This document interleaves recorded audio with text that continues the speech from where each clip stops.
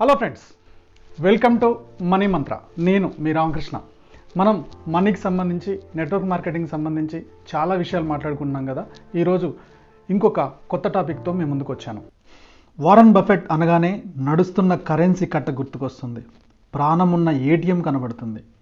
పొద్దున్నే పేపర్ వేసి 4 రాళ్ళు సంపాదించుకుంటూ అందులో ఒక 2 రాళ్ళు పక్కకు పెట్టి స్టాక్ మార్కెట్లో ఇన్వెస్ట్ చేసే దశ నుంచి అపర కుబేరులు కూడా పొదుపు మదుపు గురించి ఆయన ఏం మాట్లాడతారో వినాలనుకునేంత స్థాయికి ఎదిగారు బఫెట్. ఆయన చెప్పిన మనీ సూత్రాలు మళ్ళొకసారి గుర్తు చేసుకుందాం.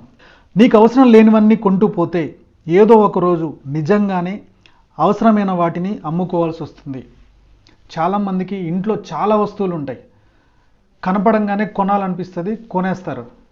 ఒక 1 మంత్ 2 మంత్స్ వాడతారు, అటక మీద పడేస్తారు. ఇలాంటివన్నీ కొనుక్కుంటూ వెళ్ళిపోతే మన సేవింగ్స్ ఖాళీ అవుతాయి, మన శాలరీ సరిపోదు, లాస్ట్కి అప్పుల పాలు అయిపోతే ఇవన్నీ అమ్ముకుంటూ అప్పులు కట్టాల్సి వస్తుంది. సో మీకు అవసరమైన వాటిని మాత్రమే కొనండి, మిగిలినవి సేవ్ చేసుకోండి అని చెప్తున్నారు. రెండోది, అందరూ భయపడుతున్నప్పుడు మనం ధైర్యం చేయాలి, అందరూ ధైర్యం చేస్తున్నప్పుడు మనం భయపడాలి. ఫర్ ఎగ్జాంపుల్, రియల్ ఎస్టేట్లో డబ్బులు పెట్టాలనుకున్నారు, జనాలందరూ ఎగబడి పెడుతున్నప్పుడు మీరు భయపడాలి. జనాలు తీసుకోవడానికి భయపడుతున్నప్పుడు ఆటోమేటిక్గా దాని రేట్ పడిపోయి ఉంటుంది. పడిపోయి ఉన్నప్పుడు మీరు ధైర్యం చేసి కొనాలి. సో జనాలు విపరీతంగా కొంటున్నారు, భూమిలో ఉన్నప్పుడు మనం ఆగాలి, భూమి తగ్గినప్పుడు మనం కొనాలి. మూడో పాయింట్, ఖర్చు చేశాక మిగిలింది పొదుపు కాదు, పొదుపు చేశాక మిగిల్చేదే ఖర్చు. చాలామంది శాలరీ రాగానే ఖర్చులంతా అయిపోయిన తర్వాత అప్పుడు సేవింగ్స్కి వెళ్తారు. బఫెట్ ఏమంటారంటే, ముందు మీకు వచ్చిన శాలరీలో ఎవ్రీ మంత్ సేవింగ్ ఎంత తీస్తున్నారో ఫస్ట్ ఆ సేవింగ్స్ తీసేయండి, మిగిలిందే శాలరీ అనుకోండి, దాన్నే ఖర్చు చేయండి అంటారు. 4వ పాయింట్ వచ్చేసి, మనిషి కానివాడు మంచి బిజినెస్ పార్ట్నర్ కాడు అంటాడు. ఎందుకంటే మీరు ఎవరితోనైనా బిజినెస్ స్టార్ట్ చేద్దాం అనుకున్నప్పుడు ఆ పర్సన్ క్యారెక్టర్ చూడండి, ఆ పర్సన్ వీక్నెస్లు చూడండి, ఆ పర్సన్ నిజాయితీగా ఉంటాడా, మీతో కూడా బిజినెస్లో నిజాయితీగా ఉంటాడు. లేదంటే ఆ బిజినెస్లో కొంచెం అమౌంట్ వచ్చిన తర్వాత మిమ్మల్ని మోసం చేసి మిమ్మల్ని రోడ్డు మీద వేస్తాడు. కాబట్టి మనిషి కానివాడు మంచి బిజినెస్ పార్ట్నర్ కాడు. 5వ పాయింట్ వచ్చేసి, ఖర్చు తగ్గించుకోవడం కూడా ఓ రకంగా లాభాన్ని ఆర్జించడమే అంటాడు బఫెట్. ఖర్చు తగ్గించుకోవడం అంటే, ఫర్ ఎగ్జాంపుల్, మీకు శాలరీలో ఒక బడ్జెట్ ఉంటుంది, ఆ బడ్జెట్ వరకే కొనాలనుకుంటారు. కానీ అమెజాన్లోనో ఫ్లిప్కార్ట్లోనో మీరు స్క్రోల్ చేస్తూ ఉంటే 50% ఆఫర్, 20% ఆఫర్ అని ఏదో కనపడుతుంది. కానీ మీ బడ్జెట్ లేదు, మీకు శాలరీ లేదు. మీరేం చేస్తారు? క్రెడిట్ కార్డ్ నుంచి కొనేస్తారు.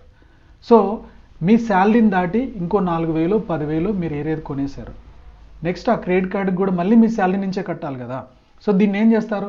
ఒక కార్డు నుంచి ఒక కార్డుకి, ఒక కార్డు నుంచి ఒక కార్డుకి రొటేట్ చేస్తూ ఉంటారు. బస్ ఎక్స్ట్రా ఇన్కమ్ వచ్చేంత వరకు అది రొటేట్ అవుతూనే ఉంటుంది. సో మీ ఇన్కమ్ దాటి, మీ బడ్జెట్ దాటి దాన్ని రొటేట్ చేసుకుంటే వడ్డీకి వడ్డీ ఏదో ఒక రోజు ఆ కార్డు బ్లాక్ చేయాల్సి వస్తుంది. అంతే కదా ఫ్రెండ్స్. సో ఖర్చు తగ్గించుకోవడం కూడా ఒక సేవింగ్ హ్యాబిటే. 6th పాయింట్, ఏ వయసులో తీసుకోవాల్సిన ఆర్థిక నిర్ణయాలు ఆ వయసులోనే తీసుకోవాలి. ఇప్పుడు అంతా కష్టపడదాం, ఇన్వెస్ట్మెంట్ వద్దు, ఏమొద్దు, ఇవన్నీ ఒక పక్కకు పెట్టేసి తర్వాత ఇన్వెస్ట్ చేద్దాము, నేను రిటైర్ అయ్యాక ప్లాన్ చేసుకుంటాను, అప్పుడు ఖాళీగా ఉంటాను కదా అప్పుడు ప్లాన్ చేసుకుంటానంటే సాధ్యం కాదు. ఏ వయసులో తీసుకోవాల్సిన నిర్ణయాలు ఆ వయసులో తీసుకుంటేనే రిటైర్మెంట్ తర్వాత మీరు ప్లాన్ చేసుకున్నట్టు అవుతుంది.